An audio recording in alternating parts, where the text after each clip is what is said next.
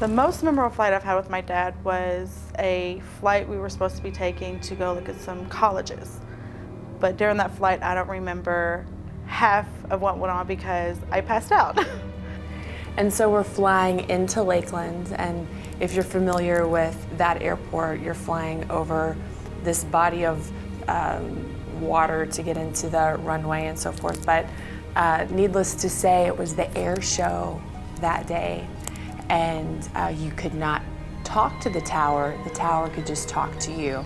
So there's two planes coming in instantaneously. One's flying over you, the other one has to circle around and come back through, and so then you're landing at the same time.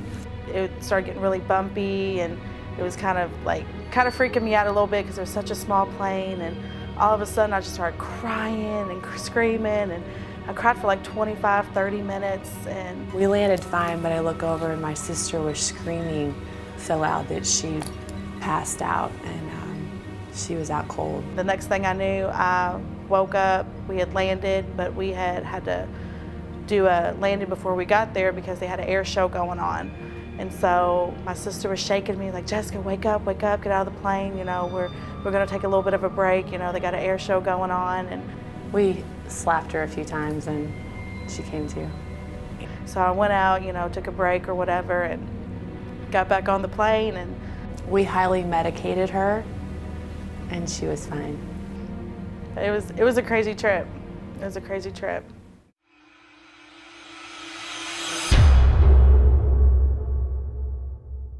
Well, my last trip with Margaret was said, you know, Darlene, I've taken some lessons because Bob would want to take a nap. You know, he did sleep a bit, and he wanted to get some rest, so he gave me the controls for a while, so I was able to fly a little bit. And of course, I've never flown before. He went around twice, says, everything's fine. I said, okay. So he said, you sit in the pilot seat, and I'll sit on the right because I'm kind of sleepy, tired. And I'll take off, and then you can take over. I said, okay. Oh, that's what happened with my dad. You know, he was definitely trying to fly this plane. One time, Pastor Bob Perdue, who's now gone home to be with the Lord, great brother, was flying with Pastor Bob, and it's my understanding Pastor Bob was real tired. He just needed to rest his eyes for a moment, and he asked Brother Perdue to kind of guide the airplane, and all of a sudden he was suddenly stirred by Pastor Perdue to take the yoke, and lo and behold, he had to pull the plane out of the path of an airliner. So that was a close call from what I've heard. My dad was scared to death. He would go and take out his life insurance policies before he would. He loved Pastor Bob so much, and he would never even tell him how scared he was, but he was really always very scared. We'll be experiencing some turbulence. Shouldn't last more than 15 or 20 minutes. Knoxville, we hit a hailstorm, and I remember Pastor sitting reading his paper in the back, and I'm sitting there looking at the monitor, which is all red, and he leans forward, he goes, oh, this is bad. This is worse than I thought. And all of a sudden, this brown little stuff starts hitting the windshield. And then it's coming up the side of the plane, this brown liquid. And we finally figured out it was oil from the plane, but it coated the entire windshield of the pilot, and it coated my side of the plane as well. And all of a sudden I smell some oil, you know, something burning. We're going in too high, it looks like we're gonna crash, and we're just going in like this. We were looking at the fuel tank, and he taps the fuel tank, and he said, well, that's funny, it says empty. And we're taxiing, we're about to fly, you know, we're about to take off. And I was sitting in the back with Glenn Brown, and we thought, okay, I've been on a lot of flights with him, but as it continued to not get the wheels to come down, and he started stopping and starting the plane, turning it off and on to try to make the wheels come down, that was a new experience for me right there. And so Pastor Bob throws back this big map, and he throws it back And Naomi catches it, and she's going, oh, Jesus, oh, Jesus, oh, Jesus. There was the runway liftoff in Virginia where we almost hit a deer.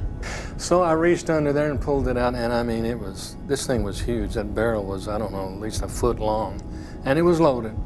I said, okay, Bob, this is great. We came to the restaurant, and there were several state troopers parked there. I guess they would meet there for their morning breakfast, you know. I said, what we're gonna do, you're gonna take the suitcase with all the money in it, and I'm gonna take the gun. We're gonna go in the restaurant. You put the suitcase down, open it up, I'll put the gun on the table, and you start counting the money, and we'll see what happens. The flight coming back from Jacksonville, when we were going so slow, you could see the cars below us basically moving at the same speed we were moving at. Getting close to Tulsa, and we called into some tower, and they alluded to an unidentified Aztec coming out of the Memphis airspace. And he said, Jim, you know that the reason why those wheels wouldn't come down, it's this piece, I can't remember what it was, and he said, you know, it's under warranty. But I did think that was a little strange because I think possibly we were the unidentified Aztec coming out of Memphis airspace. He was very calm. He wasn't scared, but I was, because you couldn't see a single thing, and that snow was coming down so hard. And I turned around and I looked in the back, and there's Pastor, and he's out like a light. He is just sleeping. There was on the door at the very top, it always tended to gape about, you know, yay so much. And so my mom is sitting there, and they're flying up to South Bend, and it was in the winter, and it was obviously very cold. And so water starts coming in through the window, and so she starts to put her sunglasses on, and it's starting to freeze, and the water is freezing on her sunglasses. But in the midst of all this, her hair is being sucked through, just kind of maybe like this, through the window.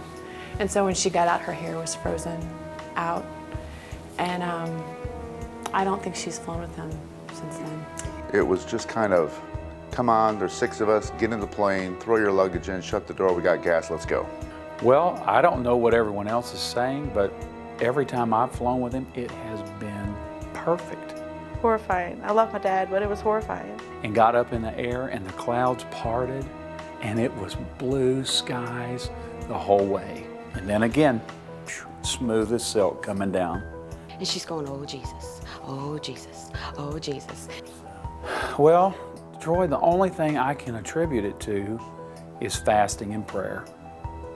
That has to be the key, to get yourself ready.